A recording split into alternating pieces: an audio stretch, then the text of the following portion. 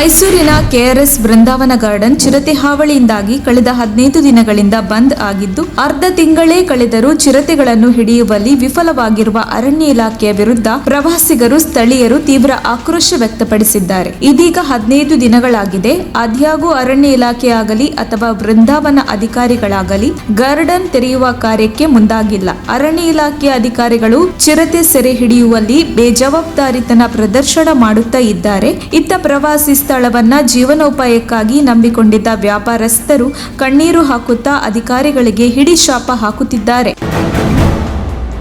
ಶುಕ್ರವಾರ ಮಧ್ಯರಾತ್ರಿ ವ್ಯಕ್ತಿಯೊಬ್ಬ ತನ್ನ ಮಕ್ಕಳನ್ನು ಭೇಟಿಯಾಗಲು ಹೆಂಡತಿ ನಿರಾಕರಿಸಿದ್ದಕ್ಕೆ ಕೋಪಗೊಂಡು ಮನೆಗೆ ಬೆಂಕಿ ಹಚ್ಚಿದ ಘಟನೆ ಹಾಸನ ಜಿಲ್ಲೆಯ ದೊಡ್ಡಬೀಕನಹಳ್ಳಿ ಗ್ರಾಮದಲ್ಲಿ ನಡೆದಿರುವುದಾಗಿ ವರದಿಯಾಗಿದೆ. ಘಟನೆಯಲ್ಲಿ ಪತ್ನಿ ಗೀತಾ, ಅವರ ಮಕ್ಕಳಾದ 7 ವರ್ಷದ ಚಿರಂತನ್ ಮತ್ತು 5 ವರ್ಷದ ನಂದನ್ ಅವರಿಗೆ ತೀವ್ರ ಸುಟ್ಟ ಗಾಯಗಳಾಗಿದ್ದು ಅವರನ್ನು ಆಸ್ಪತ್ರೆಗೆ ದಾಖಲಿಸಲಾಗಿದೆ. ದಂಪತಿಗಳು ಆಸ್ತಿಗಾಗಿ ಜಗಳವಾಡುತ್ತಿದ್ದರು ಮತ್ತು ಈ ಸಂಬಂಧ ಗೊರೂರು ಪೊಲೀಸ್ ಠಾಣೆ ವ್ಯಾಪ್ತಿಯಲ್ಲಿ ಪರಸ್ಪರ ದೂರುಗಳನ್ನು ಸಹ ದಾಖಲಿಸಿದ್ದಾರೆ. ದಂಪತಿ 4 ತಿಂಗಳಿನಿಂದ ಪ್ರತ್ಯೇಕವಾಗಿ ವಾಸಿಸುತ್ತಿದ್ದು, ಗೀತಾ 2 ಮಕ್ಕಳನ್ನು ತನ್ನ ಬಳಿಯೇ ಇಟ್ಟುಕೊಂಡಿದ್ದರು. ಶುಕ್ರವಾರ ಮಕ್ಕಳನ್ನು ಭೇಟಿಯಾಗಲು ರಂಗಸ್ವಾಮಿಗೆ ಅವಕಾಶ ನಿರಾಕರಿಸಿದ್ದಕ್ಕೆ ಕೋಪಗೊಂಡು ಬೆಂಕಿ ಹಚ್ಚಿರುವುದಾಗಿ ಹೇಳಿಕೊಂಡಿದ್ದಾನೆ.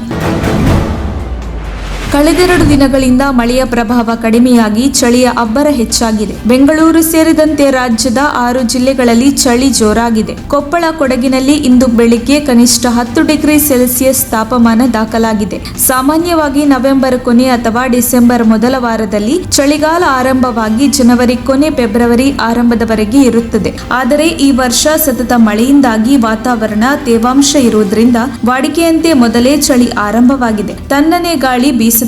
ಹಿಂಗಾರು ಋತುವಿನಲ್ಲಿ ಮಳೆ ಮುಗಿದು ಈಗ ಚಳಿ ಕಾಲಿಟ್ಟಿದೆ. ಮತದಾರರ ಪಟ್ಟಿ ಪರಿಷ್ಕರಣೆಯಲ್ಲಿ ಅಕ್ರಮ ಆರೋಪದ ಬಗ್ಗೆ ತನಿಖೆಯಾಗಲಿದೆ.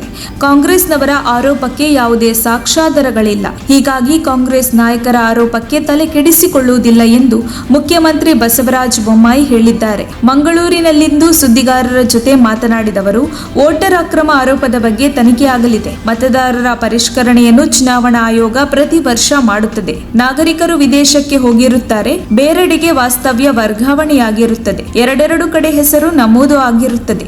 ಆಗ ಅವರ ಗುರುತಿನ ಚೀಟಿಯ ಪರಿಷ್ಕರಣೆ ಮಾಡಬೇಕಾಗುತ್ತದೆ. ಅದರಲ್ಲೇನೂ ವಿಶೇಷತೆ ಇಲ್ಲ ಎಂದರು.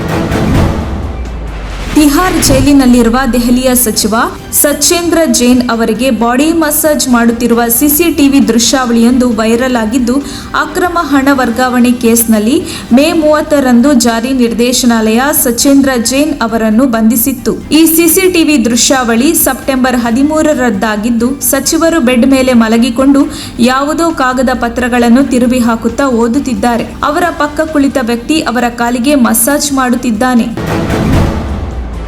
ಪೆರು ರನ್ವೇಯಲ್ಲಿ ಟೇಕ್ ಆಫ್ ಆಗಬೇಕಿದ್ದ ವಿಮಾನ ಅಗ್ನಿಶಾಮಕ ವಾಹನಕ್ಕೆ ಡಿಕ್ಕಿ ಹೊಡೆದ ಘಟನೆ ಪೆರು ದೇಶದ ಲಿಮಾ ವಿಮಾನ ನಿಲ್ದಾಣದಲ್ಲಿ ನಡೆದಿದ್ದು, ದುರ್ಘಟನೆಯಲ್ಲಿ 2 ಸಾವನ್ನಪ್ಪಿದ್ದಾರೆ. ಉಳಿದಂತೆ ವಿಮಾನದಲ್ಲಿದ್ದ ಸುಮಾರು 20 ಪ್ರಯಾಣಿಕರು ಗಾಯಗೊಂಡಿದ್ದಾರೆ. ಲಿಮಾ ಜುಲಿಕಾಯ ಮಾರ್ಗವಾಗಿ ಸಂಚರಿಸುತ್ತಿದ್ದ LA-2213 ನಂಬರ್ನ ವಿಮಾನ ಟೇಕ್ ಆಫ್ ಆಗೋ ಸಂದರ್ಭದಲ್ಲಿ ಏಕಾಏಕಿ ಅಗ್ನಿಶಾಮಕ ವಾಹನ ರನ್ವೇ ಎಂಟ್ರಿ ಕೊಟ್ಟಿದೆ. ಈ ವೇಳೆ ವಿಮಾನದ ಇಂಜಿನ್ಗೆ ವಾಹನ ಡಿಕ್ಕಿಯಾಗಿದ್ದು, ನೋಡುತ್ತಿದ್ದಂತೆಯೇ ಬೆಂಕಿ ಹೊತ್ತಿಕೊಂಡಿದೆ. ಘಟನೆಯಲ್ಲಿ ಸಾವನ್ನಪ್ಪಿದ 2 ವ್ಯಕ್ತಿಗಳು ಅಗ್ನಿಶಾಮಕ ವಾಹನದಲ್ಲಿದ್ದ ಸಿಬ್ಬಂದಿಗಳಾಗಿದ್ದಾರೆ. ವಿಮಾನದಲ್ಲಿದ್ದ 61 ಪ್ರಯಾಣಿಕರನ್ನು ಕೂಡಲೇ ರಕ್ಷಣೆ ಮಾಡಿ ಗಾಯಗೊಂಡಿರುವವರಿಗೆ ಚಿಕಿತ್ಸೆ ಕೊಡಿಸಲಾಗಿದೆ.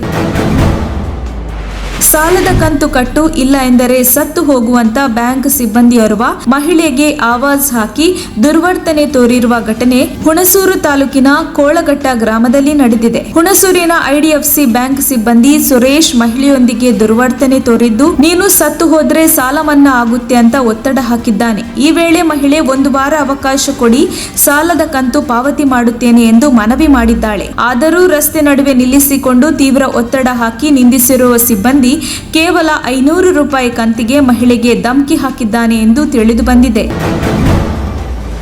ಉತ್ತರ ಪ್ರದೇಶದ ಗೋಂಡಾ ಜಿಲ್ಲೆಯಲ್ಲಿ ಕಿಡಿಗೇಡಿಗಳ ಗುಂಪೊಂದು ಅಮಾಯಕ ಯುವಕನೋರ್ವನ ಮೇಲೆ ದಾಳಿ ನಡೆಸಿದ್ದಲ್ಲದೆ ಮುಖದ ಮೇಲೆ ಮೂತ್ರ ವಿಸರ್ಜನೆ ಮಾಡುವ ಮೂಲಕ ವಿಕೃತಿ ಮೆರೆದಿದ್ದಾರೆ. ಈ ವಿಡಿಯೋ ಈಗ ಸೋಷಿಯಲ್ ಮೀಡಿಯಾದಲ್ಲಿ ಭಾರಿ ವೈರಲ್ ಆಗಿದೆ. ಮೂಲಗಳ ಪ್ರಕಾರ 2 ಗ್ಯಾಂಗ್ಗಳ ವಾರ್ನಿಂದಾಗಿ ಈ ಹೇಯ ಕೃತ್ಯ ಸಂಭವಿಸಿದೆ. 2 ವಾರಗಳ ಹಿಂದೆ ಅಕ್ಟೋಬರ್ 30ನೇ ತಾರೀಕಿನಂದು ರಾತ್ರಿ 2 ಗ್ಯಾಂಗ್ಗಳ ನಡುವೆ ಜೋರು ಜಗಳ ಆಗಿದೆ. ಈ ವೇಳೆ ಕಪ್ತಾನ್ ಸಿಂಗ್ ಗ್ಯಾಂಗ್ ಕೈಯಲ್ಲಿ ಶಿವ ಗ್ಯಾಂಗ್ ಸೋತು ಹೋಗಿದೆ. ಆಗ ಸೋತು ಹೋದ ಗ್ಯಾಂಗ್ನ ಲೀಡರ್ ಶಿವನ ಮೇಲೆ ಕಫ್ರಾನ್ ಸಿಂಗ್ ಗ್ಯಾಂಗ್ನವರು ಮೂತ್ರ ವಿಸರ್ಜನೆ ಮಾಡಿರುವುದಾಗಿ ಪೊಲೀಸರು ತಿಳಿಸಿದ್ದಾರೆ. ಸಂತ್ರಸ್ತ ಯುವಕನ ಕುಟುಂಬಸ್ಥರು ನೀಡಿದ ದೂರಿನ ಆಧಾರದ ಮೇರೆಗೆ ಪೊಲೀಸರು ಆರೋಪಿಗಳನ್ನು ಅರೆಸ್ಟ್ ಮಾಡಿದ್ದಾರೆ. ಸಂಸತ್ನ ಚಳಿಗಾಲದ ಅಧಿವೇಶನ ಡಿಸೆಂಬರ್ 7ರಿಂದ 29ರವರೆಗೆ ನಡೆಯಲಿದೆ ಎಂದು ಸಂಸದೀಯ ವ್ಯವಹಾರಗಳ ಸಚಿವ ಪ್ರಹ್ಲಾದ್ ಜೋಶಿ ಮಾಹಿತಿ ನೀಡಿದ್ದಾರೆ. ಒಟ್ಟು 17 ದಿನಗಳ ಕಾಲ ಕಲಾಪ ನಡೆಯಲಿದೆ ಎಂದು ಅವರು ಟ್ವೀಟ್ ಮಾಡಿದ್ದಾರೆ. ಅಧಿವೇಶನದಲ್ಲಿ ಮಂಡಿಸಬೇಕಾದ ಮಸೂದೆಗಳ ಪಟ್ಟಿಯನ್ನು ಸರ್ಕಾರ ಸಿದ್ಧಪಡಿಸಿದೆ. ಆದರೆ ಪ್ರತಿಪಕ್ಷಗಳು ಮಸೂದೆಗಳ ಬಗ್ಗೆ ಚರ್ಚೆಗೆ ಪಟ್ಟು ಹಿಡಿಯುವ ಸಾಧ್ಯತೆ ಇದೆ. ಅಷ್ಟೇ ಅಲ್ಲ, ಬೆಲೆ ಏರಿಕೆ, ಹಣದುಬ್ಬರ ನಿಯಂತ್ರಿಸುವಲ್ಲಿ ವಿಫಲ, ನಿರುದ್ಯೋಗ ಇತ್ಯಾದಿ ವಿಚಾರಗಳ ಬಗ್ಗೆ ಪ್ರತಿಪಕ್ಷಗಳು ಸರ್ಕಾರದ ವಿರುದ್ಧ ತೀವ್ರ ಪ್ರತಿಭಟನೆ ವ್ಯಕ್ತಪಡಿಸುವ ಸಾಧ್ಯತೆ ಇದೆ ಎಂದು ಮೂಲಗಳು ಹೇಳಿವೆ.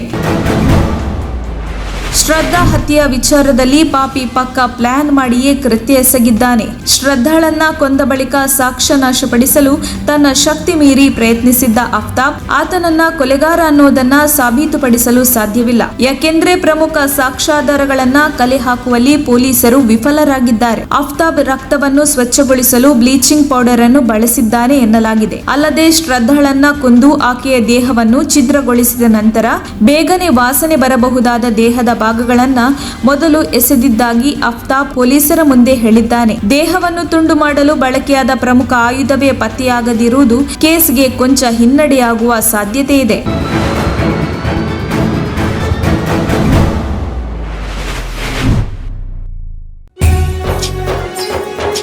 ನಿಮ್ಮ ಮೆಚ್ಚಿನ ನಮ್ಮ ತುಮಕೂರು ಮಾಧ್ಯಮ 1 ವರ್ಷ ಪೂರೈಸಿದ ಈ ಸಂದರ್ಭದಲ್ಲಿ ನಮ್ಮ ತುಮಕೂರು ಮಾಧ್ಯಮ ನಿಮಗೆ ಧನ್ಯವಾದಗಳನ್ನ ತಿಳಿಸುತ್ತದೆ ಮತ್ತು ನಿಮ್ಮ ಪ್ರೀತಿಗೆ ಸದಾ ಚಿರಋಣಿಯಾಗಿರುತ್ತದೆ.